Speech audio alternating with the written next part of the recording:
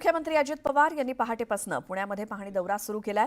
शहरात सुरू असलेल्या उड्डाणपुलाच्या कामासोबतच विविध कामांची अजित पवारांनी पाहणी केली। पुण्यातील मुंढवा केशवनगरमधील रखडलेल्या उड्डाणपुलाची अजित पवारांनी पाहणी केली। केशवनगर परिसरामध्ये होत असलेला उड्डाणपूल, मुंढवा सिग्नल परिसर आणि गाडीतळ भागातील रस्त्यांची अजित पवारांनी पाहणी केली। काय होतं पत्रकार मित्रांनो, तुम्हाला बातम्या मिनिटाला कळत असतात। आम्ही आमच्या कामात असतो, आम्ही पण तशा पद्धतीनं बातम्या महत्त्वाच्या सतत काय घडत असते ते पाहणं आमचं कर्तव्य, आमची जबाबदारी आहे। पण काही उत्तरं देत असताना दुसरी पण पार्श्वभूमी बघून घेतल्यावर उत्तर जर दिलं तर ते जास्त संयुक्तिक ठरतं। नाहीतर कधी कधी सांगितलेली बाब खरी समजून आम्ही काहीतरी करायला गेलो तर ते आमच्या अंगलट येतं। त्यामुळं मी आता ठरवलेलं आहे किंवा दुसऱ्या कुणा तिथल्या आमचे जे काही यंत्रणा असतील, सरकारी यंत्रणा, त्यांनाही विचारून काय वस्तुस्थिती आहे। कारण प्रशासनाला बरोबर घेऊन काम करत असताना प्रशासनावर पण कुठं अन्याय होऊ नये आणि नागरिकांच्या योग्य पद्धतीच्या ज्या मागण्या असतात, समस्या असतात, त्यांच्या अडचणी असतात। तर पुण्यातल्या बिल्डर लोकांना अजित पवारांनी इशारा दिलाय। नागरिकांना समस्या येत असतील तर बिल्डरांचं काम थांबवा। केशवनगर भागातील काही सोसायटीमध्ये नागरिकांना पिण्याचं पाणी मिळत नाहीये आणि ही तक्रार नागरिकांनी आज सकाळी अजित पवारांकडे केली। यानंतर अजित पवारांनी संबंधित अधिकाऱ्यांना देखील फोन करून चौकशी केली।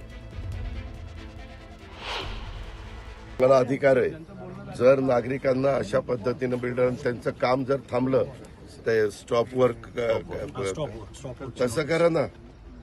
आता एवढे नागरिक सांगतायत, त्यांनी त्यांच्याकडे फ्लॅट घेऊन त्याला जर मस्ती आलेली असेल तर जे आपल्या हातात आहे ते ऍक्शन घ्यायची। हिंजवडीला असंच झालं, तेव्हा ते सगळे सरळ आले आणि मग ते एक एक एक एक कामं आपण ते स्ट्रॉंग वॉटर जाण्याच्या करता आपण इमारती मोठ्या पाडल्या। तर लात बघताय न्यूज 18 लोकमत। सकाळचे 9 वाजता या बुलेटिनची सुरुवात एका महत्त्वाच्या बातमीनं। राज्यात शनिवारपासून मान्सून पुन्हा सक्रिय झालाय। अनेक भागात हलक्या ते मध्यम स्वरूपाचा पाऊस पडतोय। मुंबईसोबतच ठाणे, पालघर, रत्नागिरी या भागात रविवारी मुसळधार पावसाचा अंदाज वर्तवण्यात आलाय। त्यासोबत रायगड जिल्ह्यात अतिमुसळधार पावसाचा इशारा हवामान खात्याकडून देण्यात आलाय।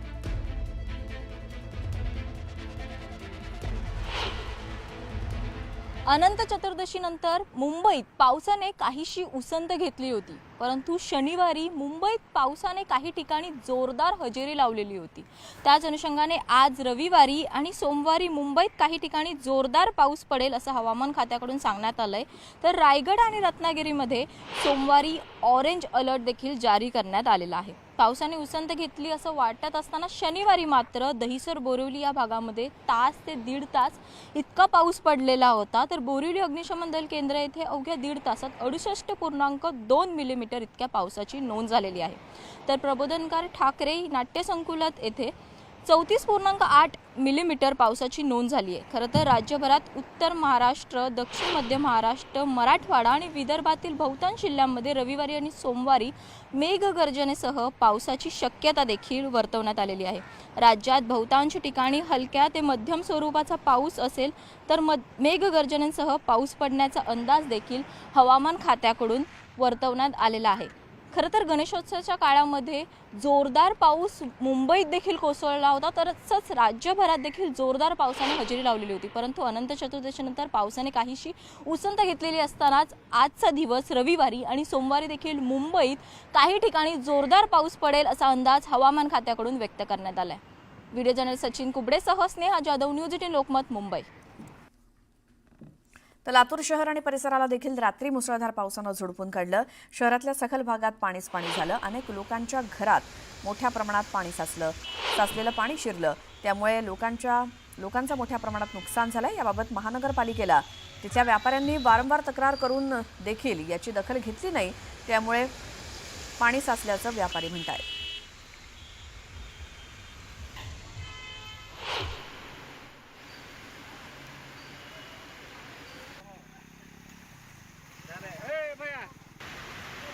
तर धाराशिवच्या कळंब तालुक्यात सुद्धा तुफान पाऊस कोसळलाय। तेरणा नदीनं धोक्याची पातळी ओलांडली।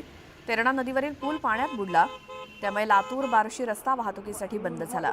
पावसामुळे मूग, उडीद, सोयाबीन पिकांना फटका बसलाय. नदीकाठच्या गावांना सतर्कतेचा इशारा देण्यात आलाय.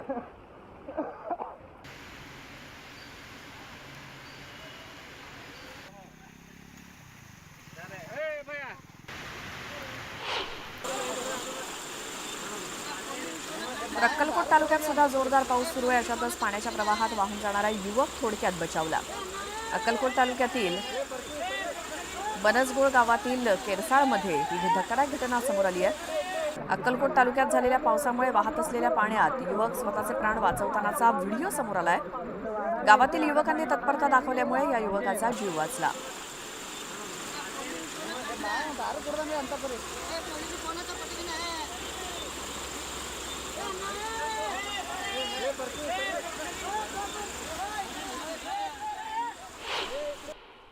समाजाच्या कुणबी प्रमाणपत्रांसाठी मराठा आरक्षण उपसमितीचे अध्यक्ष राधाकृष्ण विखे पाटील यांच्या पुढाकाराने सरकारनं GR काढला. पण या GRच्या नंतर ओबीसी समाज प्रचंड नाराज झाल्याचं चित्र आहे.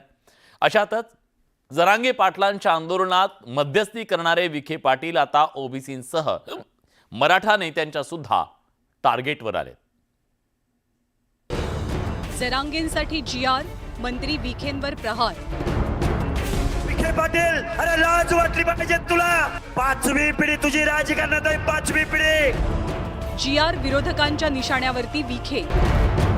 देवेंद्र फडणवीस यांनी मराठा आरक्षण विषयक उपसमितीच्या अध्यक्षपदावरून राधाकृष्ण विखे पाटील यांना दूर केलं पाहिजे. ओबीसींसह मराठा नेत्यांचीही टीका. विखे पाटील साहेब, मराठा समाजाला तुम्ही न्याय देणार की नाही देणार याचा खुलासा करावा. राधाकृष्ण विखेंच्या हकालपट्टीची मागणी. राज्याचे जलसंपदा मंत्री आणि मराठा आरक्षण उपसमितीचे अध्यक्ष राधाकृष्ण विखे पाटील यांच्यावरती ओबीसी आणि मराठा नेत्यांनी केलेली ही टीका.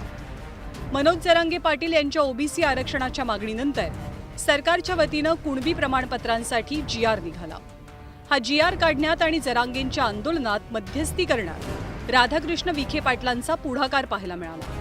आता याच मुद्द्यावरनं राधाकृष्ण विखे पाटील हे ओबीसींच्या निशाण्यावरती आल्याचं दिसतंय. ओबीसी आंदोलक लक्ष्मण हाके तर सातत्यानं विखेंना लक्ष्य करतात. बीडमध्ये हाकेंनी पुन्हा एकदा विखेंवर घणाघाती टीका केली आहे. अरे तो विखे पाटील, अरे लाज वाटली पाहिजे तुला. 5वी पिढी तुझी राजकारणात आहे, 5वी पिढी. अरे कारखान्याशिवाय आणि वायनरी शिवाय तुम्ही काय केलं? माझ्या अहिल्यानगर जिल्ह्यामधला माझा माळी समाज, धनगर समाज, वंजारी समाज पिढ्यानी पिढ्या माझ्या गोपीनाथराव मुंडेंनी सांगितलं, हा महाराष्ट्र आपल्याला चालवायचा आहे, हा महाराष्ट्र आपला आहे. मुख्यमंत्री महोदय, हा महाराष्ट्र यांच्या बापाचा नाही, हा महाराष्ट्र गावगाड्यातल्या 18 पगड जातीचा आहे. छत्रपती शिवरायांच्या रयतेचा महाराष्ट्र आहे. GR मुळे ओबीसी नेत्यांच्या टीकेचे धनी बनलेले असतानाच मराठा समाजातही विखेंबाबत नाराजी पसरल्याचं चित्र आहे. केवळ ओबीसी समाजातूनच नाही तर काही मराठा नेते सुद्धा सरकारच्या GRला विरोध करतात. त्याचवेळी राधाकृष्ण विखे पाटलांना मराठ्यांकडनं विरोध सुरू झाल्याचं चित्र आहे. विखे पाटलांनी मराठा समाजाची फसवणूक केल्याचा आरोप करत पश्चिम महाराष्ट्रातले नेते त्यांच्यावर टीका करतात. तुमच्याच्याने जर हे होत नसेल तर आपण मराठा आरक्षण विषयक जी समिती आहे तिचा राजीनामा दिला पाहिजे, किंवा राज्यातील करोड मराठ्यांचा रोज जर ओढून घ्यायचा नसेल तर देवेंद्र फडणवीस यांनी मराठा आरक्षण विषयक उपसमितीच्या अध्यक्षपदावरून राधाकृष्ण विखे पाटील यांना दूर केलं पाहिजे. त्यांच्यासाठी वाटलं तर वेगळी कुणबी, मराठा कुणबी अशी एखादी वेगळी समिती केली पाहिजे, मंत्रिमंडळाची उपसमिती. समाजामध्ये संभ्रम निर्माण होतोय. या संभ्रमाला जबाबदार तुम्ही सुद्धा तितकेच आहात. म्हणून मला सांगायचं आहे, विखे पाटील साहेब, 50%च्या आत ओबीसी मधून फक्त मराठा उल्लेख असलेल्या मराठा समाजाला तुम्ही न्याय देणार की नाही देणार याचा खुलासा करावा. अन्यथा येणाऱ्या काळामध्ये आम्ही मराठे शांत बसणार नाही. एवढंच या माध्यमातून सांगतो. एक मराठा लाख मराठा. ओबीसी नेत्यांसह आता मराठा नेत्यांनीही राधाकृष्ण विखे पाटलांना विरोध सुरू केल्यानं विखे पाटलांची कोंडी झाल्याचं दिसतंय. पण भाजपला मात्र विरोधकांचा आरोप मान्य नाहीये. मराठा समाजाच्या ओबीसी आरक्षणासाठी सरकारनं GRच्या माध्यमातून प्रयत्न केले, पण हेच प्रयत्न ओबीसींच्या नाराजीचं कारण बनले. हे प्रयत्न ज्यांच्या पुढाकारात झाले ते विखे पाटील आता GR विरोधकांच्या निशाण्यावर आहे. त्यामुळे विखे आणि GR विरोधकांच्या वादाचा पुढचा अंक नेमका काय असेल हे पाहणं महत्त्वाचं ठरेल. शरद जाधव, न्यूज 18 लोकमत, मुंबई.